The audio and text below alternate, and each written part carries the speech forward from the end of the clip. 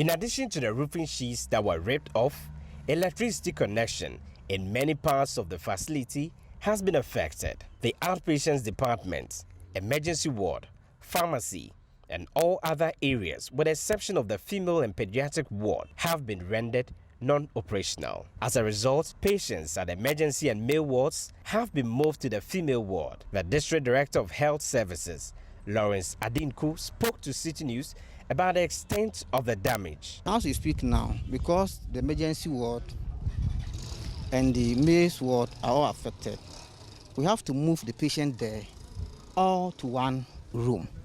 That is over there, females, pediatric, and then the males are all combined in the same room, which I think really is a problem. But for now, in the course of emergency, we can't do more than that. That's the way we are doing things now. Going forward, we'll look at how to look for other spaces so that we can decongest the place and move people to other places so that services can begin to work normal as it used to be.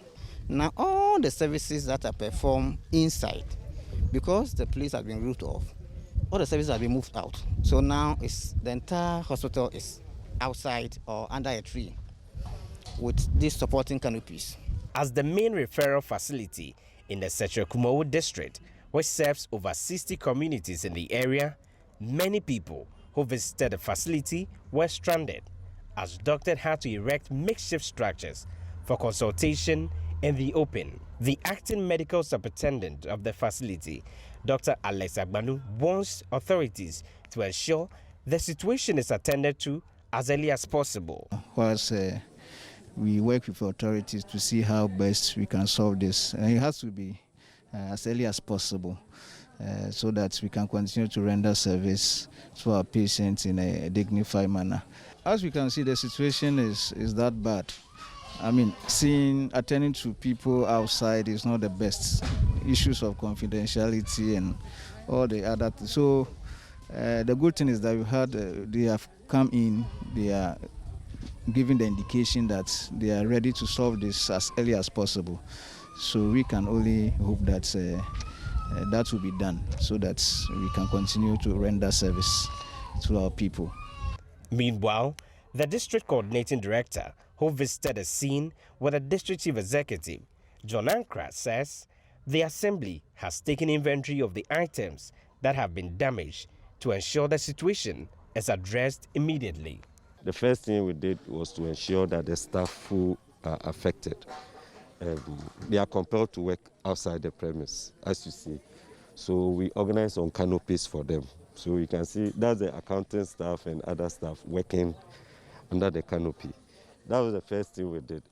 The second thing was to call some artisans and some engineers to assess the extent of damage, to cost it, so that we pass through the necessary processes to buy the materials and to ensure that work begins immediately. Apart from one ward that has not been affected, all other areas in this facility have been affected.